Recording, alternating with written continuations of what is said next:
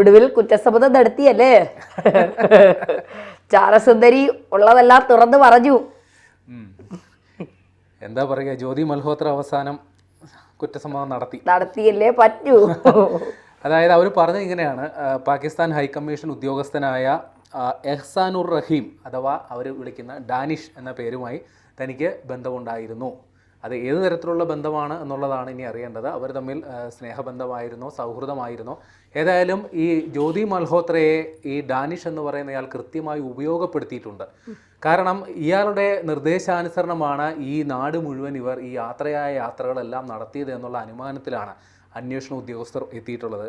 കേരളത്തിലും കൊച്ചിയിലും നമ്മുടെ ഷിപ്പ്യാർഡ് അടക്കമുള്ള സ്ഥലങ്ങൾ സന്ദർശിച്ച് വീഡിയോ ചിത്രീകരിച്ചത് ഇയാളുടെ നിർദ്ദേശാനുസരണമാണോ എന്നുള്ളതാണ് ഇനി കണ്ടെത്തേണ്ടത്.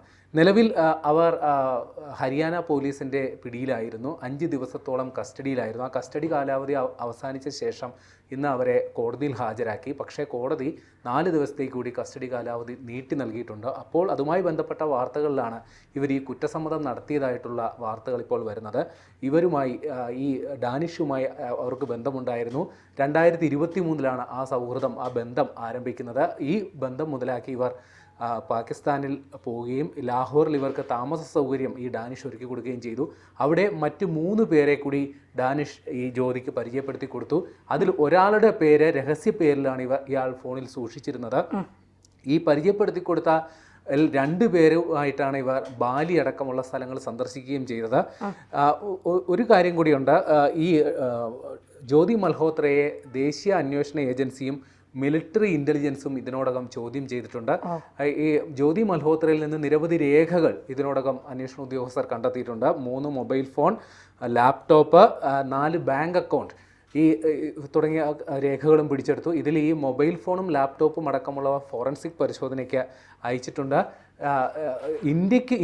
ഇന്ത്യ വിരുദ്ധ നിലപാടുകൾ എടുക്കുന്ന രാജ്യങ്ങളിൽ ജ്യോതി മൽഹോത്ര നടത്തിയ സന്ദർശനങ്ങളെക്കുറിച്ചാണ് ഇപ്പോൾ അന്വേഷണ ഉദ്യോഗസ്ഥർ പ്രധാനമായും പരിശോധിക്കുന്നത്. അതായത് പാകിസ്ഥാൻ, ചൈന, ബംഗ്ലാദേശ് അടക്കമുള്ള രാജ്യങ്ങളിൽ ജ്യോതി നടത്തിയ യാത്ര ദുരൂഹതയുണ്ട്. അത് എല്ലാം ഇപ്പോൾ പരിശോധിക്കുകയാണ്. അതോടൊപ്പം തന്നെ ജ്യോതിയുടെ യാത്രകളും അവരുടെ സാന്നിധ്യവും നിലവിലുള്ള ഒരു ടൈം ലൈനുമായിട്ട് വെച്ച് നോക്കുമ്പോഴാണ് അതിൻ്റെ ദുരൂഹത വർദ്ധിക്കുന്നത്. ഈ പഹൽഗാം ഭീകരാക്രമണം നടക്കുന്നതിന് തൊട്ട് മുമ്പുള്ള സമയങ്ങളിൽ, അതായത് മാസങ്ങൾക്ക് മുമ്പ് മാത്രം ജ്യോതി മൽഹോത്ര ഈ പറയുന്ന കാശ്മീർ അടക്കമുള്ള പ്രദേശങ്ങൾ സന്ദർശിച്ചിരുന്നു. അതിനോടൊപ്പം തന്നെ ഓപ്പറേഷൻ സിന്ദൂർ നടക്കുന്ന സമയത്തും പാകിസ്ഥാനിലുള്ള രഹസ്യാന്വേഷണ ഉദ്യോഗസ്ഥരുമായി ജ്യോതി മൽഹോത്ര നിരന്തരം ബന്ധപ്പെട്ടിരുന്നു.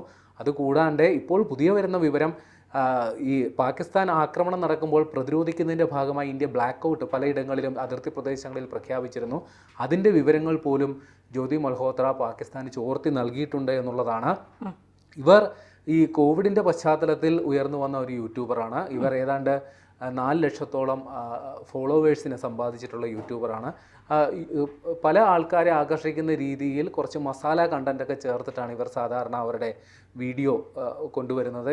ഇൻസ്റ്റാഗ്രാമിൽ ഇവർക്ക് ഏതാണ്ട് 13 ലക്ഷത്തോളം ഫോളോവേഴ്സും ഉണ്ട്. അങ്ങനെ ഈ വിവിധ ഇടങ്ങളിൽ സന്ദർശിക്കുക, അതൊരു വ്ളോഗർ എന്ന രീതിയിൽ, യാത്രാ വിവരണം തയ്യാറാക്കുന്ന ഒരു വ്ളോഗർ എന്ന രീതിയിൽ വിവിധ ഇടങ്ങളിൽ സന്ദർശിക്കുകയും അവിടെ തന്ത്രപ്രധാന കേന്ദ്രങ്ങളെല്ലാം ഈ പാകിസ്ഥാൻ ഏജൻറ്റിൻ്റെ നിർദ്ദേശാനുസരണം തന്ത്രപ്രധാന മേഖലകളെല്ലാം ചിത്രീകരിക്കുകയും അത് ഒരു വ്ളോഗ് എന്ന രീതിയിൽ, അതായത് ആ സ്ഥല വിവരണം എന്ന രീതിയിൽ ആ ഒരു വ്യാജേന അത് ചിത്രീകരിച്ച് അത് എത്തിക്കേണ്ടടുത്ത് കൃത്യമായി എത്തിച്ചു. എന്നാൽ ആശ്വാസകരമായ സംഗതി, ഏതെങ്കിലും തരത്തിലുള്ള സൈനിക രഹസ്യങ്ങൾ ജ്യോതി ഇതുവരെ ചോർത്തിയിട്ടുണ്ടാകില്ല എന്നൊരു നിഗമനത്തിലാണ് അന്വേഷണ ഉദ്യോഗസ്ഥരുള്ളത്. അത്തരത്തിലുള്ള മേഖലകളിലേക്ക് ആക്സസ് കിട്ടിയിട്ടുണ്ടാവില്ല, അല്ലെങ്കിൽ കടന്നു കയറാൻ ശ്രമിച്ചിട്ടുണ്ടാവും. പക്ഷേ കടന്നു കയറാൻ ജ്യോതിക്ക് ഇതുവരെ സാധിച്ചിട്ടില്ല. എന്നാൽ ഇന്ത്യയുടെ പല തന്ത്രപ്രധാന മേഖലകളിലും ജ്യോതി സന്ദർശനം നടത്തിയിട്ടുണ്ട്. അതിൻ്റെയൊക്കെ യാത്രാ ഉദ്ദേശം, ലക്ഷ്യം എന്തായിരുന്നു എന്നുള്ളതാണ് ഇനി കണ്ടെത്തേണ്ടത്.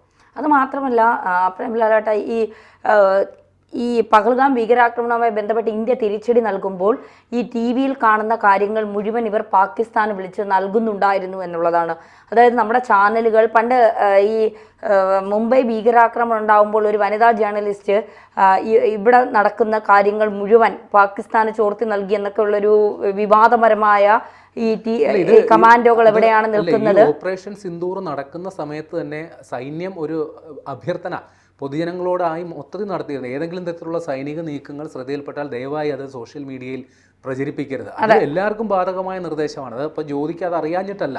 അല്ല, അപ്പോൾ ഈ ബ്ലാക്ക് ഔട്ട് നടത്തുന്ന സ്ഥലങ്ങളെ കുറിച്ച് ഇന്ത്യ സത്യത്തിൽ ഇത്തരക്കാർ ഉണ്ട് എന്ന് തിരിച്ചറിഞ്ഞത് കൊണ്ടായിരിക്കണം സൈനിക രഹസ്യങ്ങൾ, സൈനികരുടെ നീക്കങ്ങളൊന്നും ഇന്ത്യ ഇത്തവണ തുറന്നു പറയാത്തത്. ഇന്ത്യയിലുള്ളവർ തന്നെ രാജ്യദ്രോഹികളാണ് കുറേ പേർ. അവർ ഇന്ത്യയിലെ ജനങ്ങളെ തീർക്കാനായി പാകിസ്ഥാന് വേണ്ടി എന്തും ചെയ്യുമെന്ന് മനസ്സിലാക്കിക്കൊണ്ടായിരിക്കണം ഇന്ത്യ ഒരു നീക്കങ്ങളെക്കുറിച്ചും ഒരിടത്തും ഈ വാർത്താ സമ്മേളനത്തിൽ പോലും പറഞ്ഞില്ല എന്നുള്ളതാണ് ഇന്ത്യയുടെ ഒരു തന്ത്രം എന്ന് പറയുന്നത്. എല്ലാം കഴിഞ്ഞതിന് ശേഷം കൃത്യം ദൃശ്യങ്ങളും ചിത്രങ്ങളും സഹിതം നമ്മൾ പുറത്തു. അതിനു മുൻപോ ഇത് പറഞ്ഞിരുന്നുവെങ്കിൽ ഇവളെ പോലെയുള്ള ഈ ചാരസുന്ദരിമാർ, പ്രത്യേകിച്ച് ഇവർ സ്ത്രീകളെയാണ് വലയിലാക്കുന്നത്. സ്ത്രീകളാകുമ്പോൾ പെട്ടെന്ന് ഈ പൈസയ്ക്കപ്പുറം പ്രണയം നടിച്ചും വിശ്വാസം സമ്പാദിക്കാമല്ലോ. ഇപ്പോൾ രാവിലെ പ്രേമലാലേട്ടൻ പറഞ്ഞതുപോലെ ഈ പ്രണയിച്ചു കഴിഞ്ഞു കഴിഞ്ഞാൽ പിന്നെ അവന് വേണ്ടി എന്തും ചെയ്യാം. അവനിനി ആരെങ്കിലും കൊല്ലാൻ പറഞ്ഞാലും ആ പ്രണയം സത്യസന്ധമാണെങ്കിൽ അവൾ പോയി കൊല്ലും. ആ ടൈപ്പ് ആയിപ്പോവും ചില സ്ത്രീകൾ എന്ന് പറയുന്നത്. അതിലൊരാളാകാം പിന്നെ ജ്യോതി മൽഹോത്ര. ഈ പാകിസ്ഥാൻ ഹൈക്കമ്മീഷൻ, ഇന്ത്യയിലുള്ള പാകിസ്ഥാൻ ഹൈക്കമ്മീഷനിൽ ഈ ഭീകരാക്രമണം ഉണ്ടായതിന്റെ പിറ്റേ ദിവസം കേക്കുമായി ഒരാൾ വന്നിരുന്നു. അത് വലിയ ചർച്ചയൊക്കെ. അത് ഇവളുടെ കാമുകൻ എന്നാണ് പറയുന്നത്, ആ കേക്കുമായി വന്നയാൾ. അപ്പോൾ 33 വയസ്സായ ഒരു സ്ത്രീ, അത്യാവശ്യം ലോക വിവരവും പരിചയവും ഒക്കെ ഉള്ളൊരു സ്ത്രീ, കൊറോണ സമയമായപ്പോൾ ജോലി പോയതാണ്. ഈ ചെയ്യുന്ന പ്രവൃത്തി ചാരപ്രവൃത്തിയാണ് എന്ന് അറിയാത്ത ഒരാളൊന്നും അല്ലല്ലോ ഇന്ത്യയിൽ ഇരുന്നു കൊണ്ട് പാകിസ്ഥാന് വേണ്ടി ചെയ്യുന്നത്. അതിന്റെ സാമ്പത്തിക ലാഭവും ജ്യോതിക്ക് ഉണ്ടായിട്ടുണ്ട്. അതുകൊണ്ടാണല്ലോ ബാങ്ക് അക്കൗണ്ട് അടക്കമുള്ള കാര്യങ്ങൾ ഇപ്പോൾ പരിശോധിക്കുന്നത്. അല്ല, ദുബായിൽ 4 അക്കൗണ്ടുകൾ ഉണ്ടെന്നാണ് പറയുന്നത്. ദുബായിൽ നിന്ന് ഇവരുടെ അക്കൗണ്ടിലേക്ക് പണം വന്നിട്ടുണ്ട്. അത് ഹ്യൂജ് എമൗണ്ട് എന്നാണ് പറയുന്നത്. ആ അക്കൗണ്ട് അന്വേഷിച്ച് പോകുന്നുണ്ട്. പിന്നെ നമ്മുടെ സൈന്യവും ഇന്റലിജൻസും ഒക്കെ അതിന്റെ പിന്നാലെ ഉണ്ട് എന്ന് പറയുന്നുണ്ട്.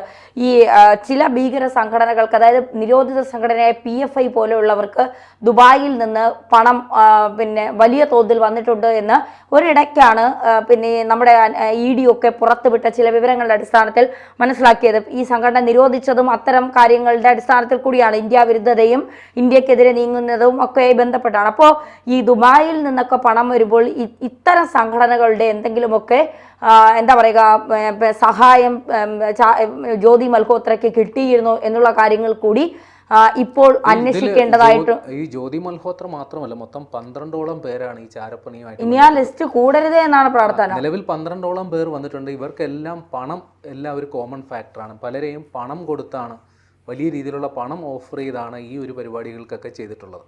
പണം ഈ ചിലർ സാധാരണക്കാരായിരിക്കും, ജീവിക്കാൻ വകയില്ലാതെ നടക്കും. പക്ഷേ 12 പേരിൽ ഒരാൾ ഒരു സുരക്ഷാ ഗാർഡാണ്, ഒരു സെക്യൂരിറ്റി ഗാർഡാണ്, ഒരു സാധാരണക്കാരൻ. പക്ഷേ നമ്മുടെ രാജ്യത്തെ ഒറ്റ കൊടുത്ത് കിട്ടുന്ന പണം ഇനി ഈ ജയിലിടിഞ്ഞു വീണാൽ പുറത്തിറങ്ങുമോ?